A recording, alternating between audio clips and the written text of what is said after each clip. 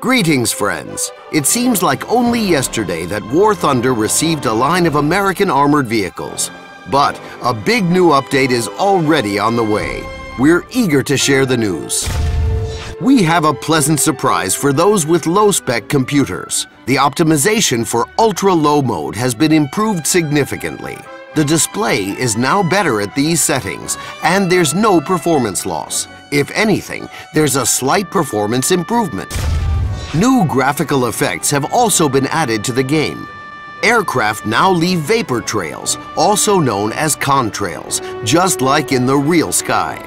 Additionally, heat distortion effects have been introduced. The graphics are becoming more and more realistic. Now, let's take a look inside an aircraft cockpit.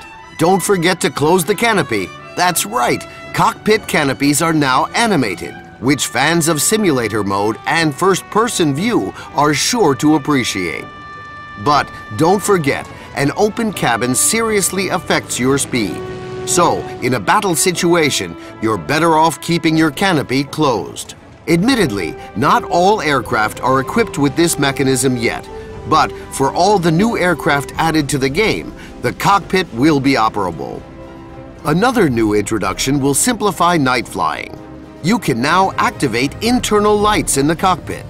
This works on aircraft that had an illumination device at the pilot's disposal in real life. But what about the tankers? Ground warfare fans can experience what it was like to be a real tank driver. The game will now have a driver view, which significantly simplifies orientation while on the move. Naturally, the driver can't shoot, but getting around obstacles and spotting enemies ahead will be easier. The visibility is stunning. And while we're on the subject of visibility, we'll show you another new tool for the crew commander: binoculars. Good optics can help you find an enemy setting up an ambush, and in general, surveying the area through binoculars is far easier than through a cannon sight, which is particularly important for the non-rotating superstructures of SPGs like tank destroyers. Our developers have also done a lot of work on physics improvements and ground interaction. Previously, it didn't matter if your wheels or tracks were likely to dig into the ground or churn up mud, and, for example, it also didn't matter if it was dirt, grass, cobblestone, gravel, or an asphalt road you were driving on. From now on, you will have to take into consideration what type of material you are driving across. Your vehicle will perform differently. Your traction on the surface will change, and this will affect both speed and grip. Other details will be changing too, like wheel spins or slipping, as well as track marks that are left behind on unpaved roads. We have also added in-game items, and battle trophies will become more varied and more interesting. Things that you can't earn in battle can be bought in the store or won in wagers. However, the wagers made don't come down to randomness or luck.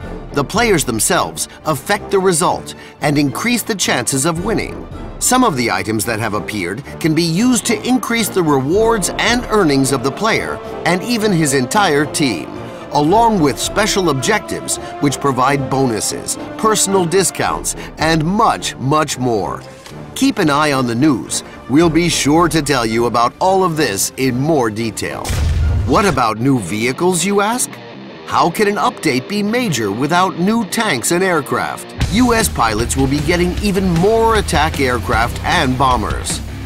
One long-awaited addition is the famous B-29 Super Fortress, capable of carrying a full 20 1,000-pound bombs, twice as many as the B-17 can carry. Admirers of the Soviet Il-2 flying tank receiving the new model of this aircraft, the AM-38. Our artists did their best. They created an absolutely new 3D model of the aircraft.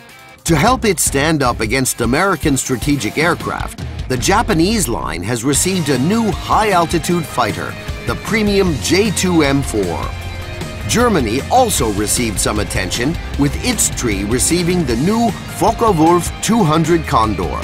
This bomber can carry 3 tons of explosive ordnance to enemy positions.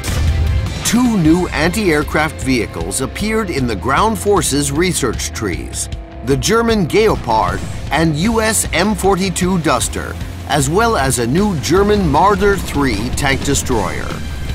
There are now more premium tanks for fans and collectors.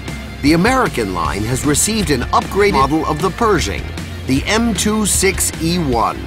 With its more powerful gun, this steel general can compete with any opponent on the battlefield.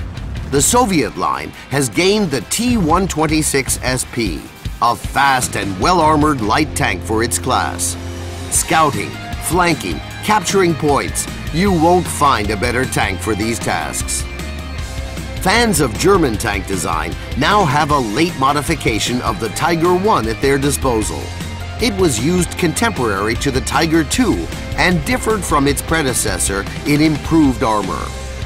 Now for the best part. At rank 5, German armored vehicles have received an astonishing addition in the form of the great and terrible Panzerkampfwagen 8. The Maus has the best all-around armor in the game, along with two cannons, one 128mm and another 75mm. But like all giants, it isn't very maneuverable. The developers had to go to some lengths to create it. The one kept at the Kubinka Museum was badly damaged, so obtaining information about this tank was a painstaking task. These are, of course, not all of the items we would like to show you. So, take the opportunity to acquaint yourself with the game's new updates and see for yourself. Subscribe to our channel on YouTube. Visit the War Thunder website, forum, and War Thunder Live. And of course, our social network pages on Facebook, Twitter, and Google+. Good hunting, and we hope you'll enjoy the new update.